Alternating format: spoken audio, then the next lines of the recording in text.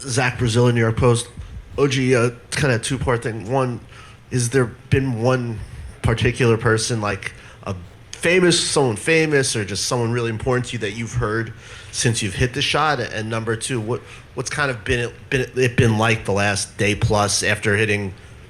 I mean, it's going to go down as maybe one of the most iconic shots in history. Mm-hmm. Just definitely heard from a lot of people, but I mean, just because of the championship stuff, I'll bring up my Raptors teammates that I used to play with in the past. They hit me up. They were really excited for me, happy for me.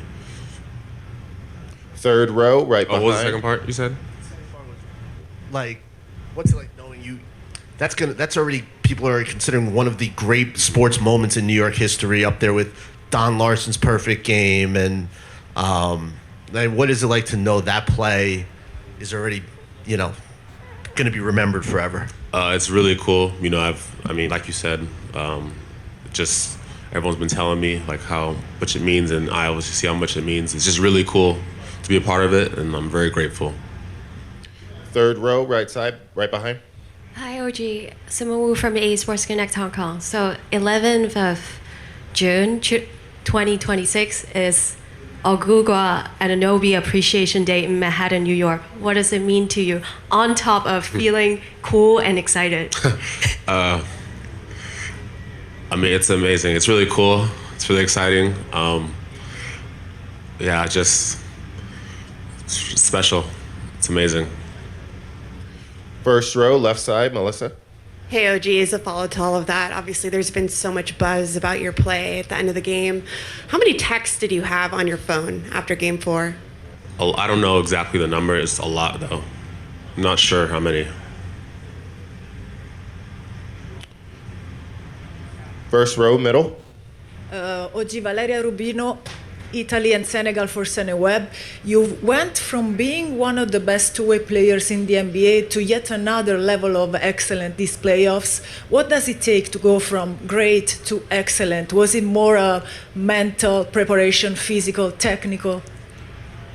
I think, like you said, a lot of preparation, like off the court, with like film study and all that things, and then just on the court, just being in the gym, working on my game, trying to grow and improve throughout the year or throughout the whenever, just always trying to get better.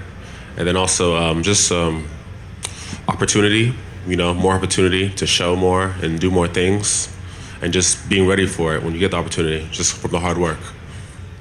Third row, middle, Christian.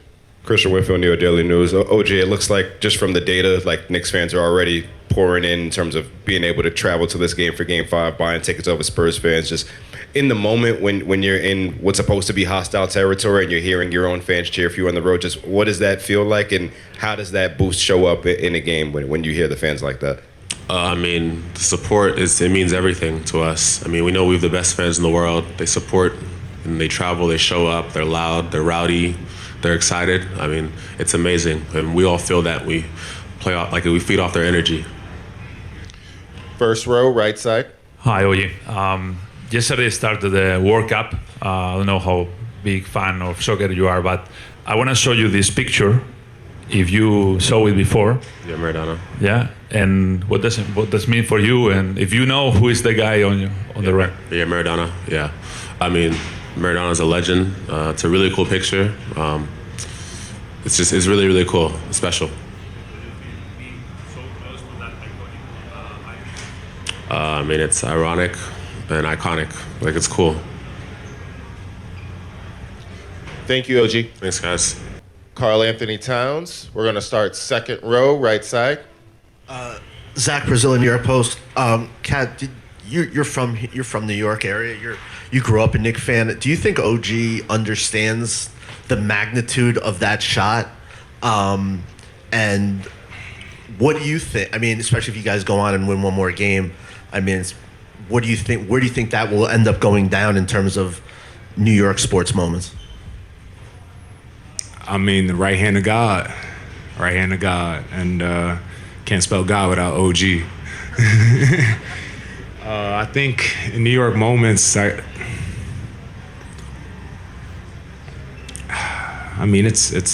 high up on the list of New York moments. I think of it's almost like I think of Derek Jeter hitting the home run to right field. I think of stuff like that. It just scrapes the wall, gets over. I think of a lot of moments. I think of like Plaxico Burress catching the ball. I think of David Tyree catching the ball again for Eli Manning. There's a lot of it's going to be up there with some of the greatest moments in New York sports history. I've tried to explain it to him, but OG barely gives you any reaction, so I don't know if he's understanding it or not. But like you said, it's a great moment. It's one of the best sports moments in New York history, but we got to solidify it with one more win. First row.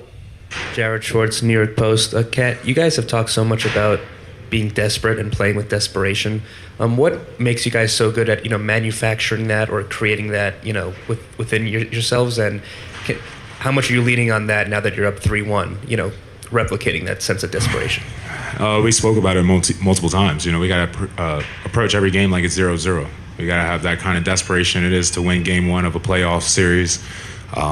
We got to go in there with the understanding and no comfortability. Just really be desperate, execute at a high level. Game plan discipline has to be at another level. And I've said it multiple times. I'll say it again. The hardest game to win is the one that ends someone's season. So we got to be at our best version tomorrow. First row, left side, Khan. What's up, Kat? What up, Khan from Charlotte. One of the things I've really enjoyed about this playoffs is watching you as a playmaker, and I think that's a role that you've really embraced this postseason. It's really showed off your basketball IQ.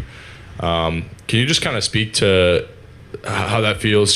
Creating shots for your teammates and just creating advantages in general on the offensive side of the ball. Yeah, I think for me, it's imperative to make the defense have to shift and make them have to continuously think. It's not only, as you know, the game is already physically tiring, but if you can add the mental component as well and have people thinking the whole game, it even makes them more tired and allows for more opportunities for us to get better looks. And we all may not be great shooters like you, but I think what you could do when you do move the ball and allow the IQ to flow and the ball to flow is you allow great shots to happen, especially when you're touching the paint or it is having movement in the offense and allowing the defense to make the mistake and instead of us having to make a tough shot or a great shot.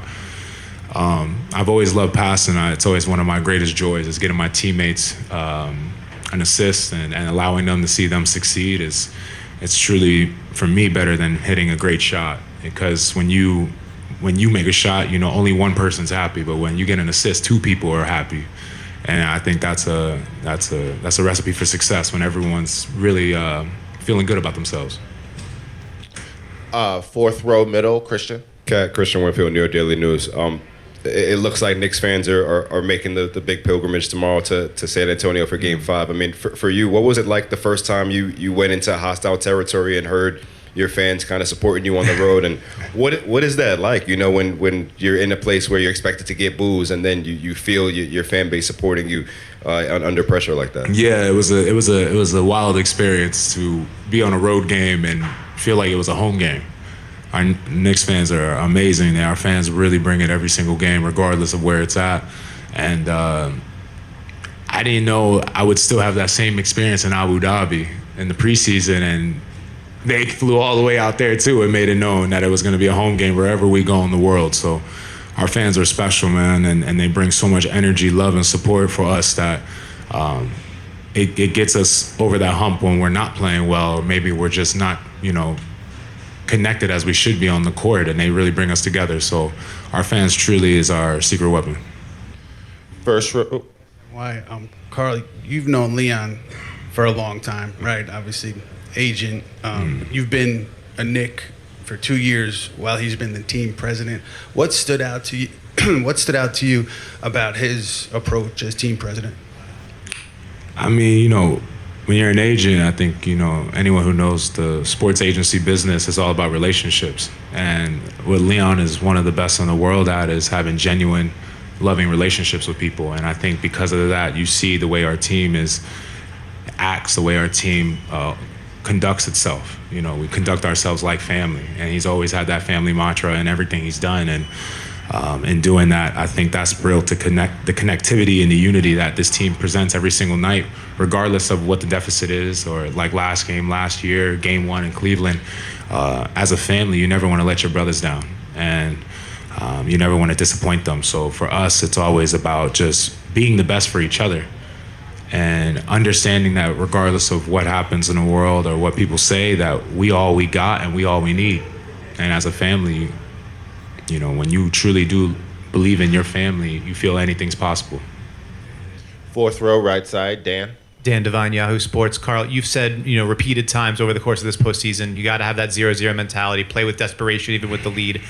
After a night as emotional as Wednesday, or whatever day it was, Game 4 was, the lows and then the soaring highs at the end, the abundance of joy you talked about feeling. Is it difficult to get back to that 0-out mentality? Like, how difficult has it been the last couple days? Well, experience teaches you to get back on track pretty quickly.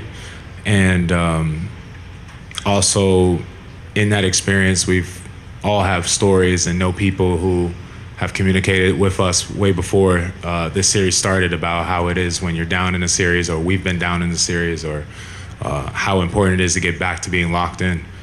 Obviously, that game is a hardwood classic, something that the NBA has never seen before. But I've also seen things be in that situation where the joy is at an all-time high and it could be at an all-time low pretty quick. So we understand the magnitude of locking back in, getting back to work.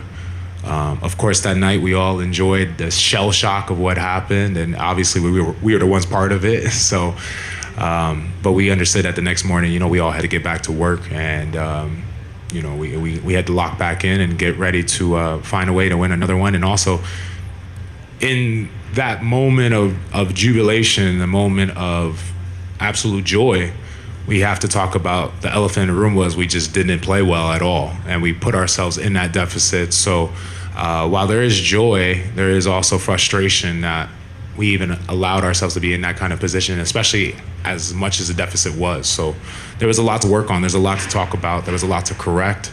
But it's always, anyone in the room knows, if you heard basketball before, you hear a coach say it, a player say it, it's always great to learn those lessons and win.